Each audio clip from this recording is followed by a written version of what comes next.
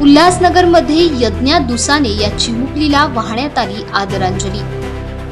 मालेगाव दुर्घटना, गुन्हेगाराला कठोरात कठोर फाशीची शिक्षा व्हावी अशी मागणी।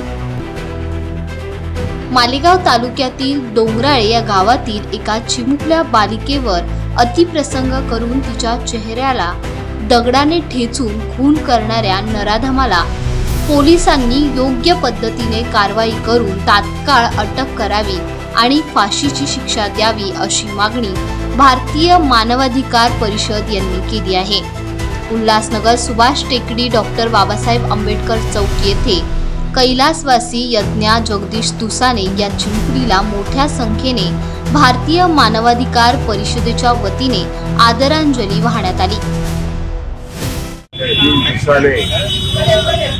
महाराष्ट्रातली टोळी मुली तिच्यावर अत्याचार करून हत्या करण्यात आली।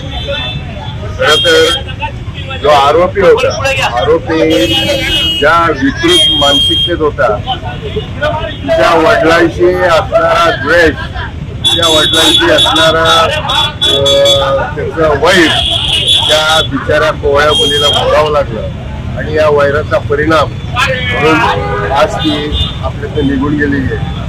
अशा असंख्य केसेस आपल्या महाराष्ट्रामध्ये विकृत मानसिकतेच्या लोकांकडे केल्या जातात। आपण सर्वांनी त्या निषेध केलाच पाहिजे।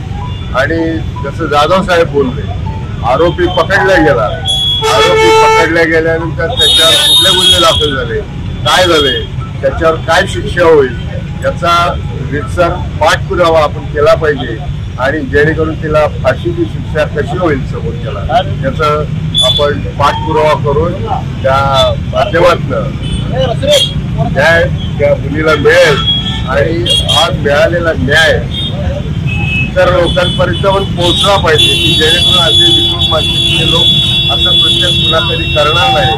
आज तिला निशब्द श्रद्धांजली म्हणून आज आपण सर्वजण संपूर्ण महाराष्ट्र सगळीकडेच करतायत। प्रतिनिधी Krishna Mahale, Maharashtra crime spot news, Ulhasnagar.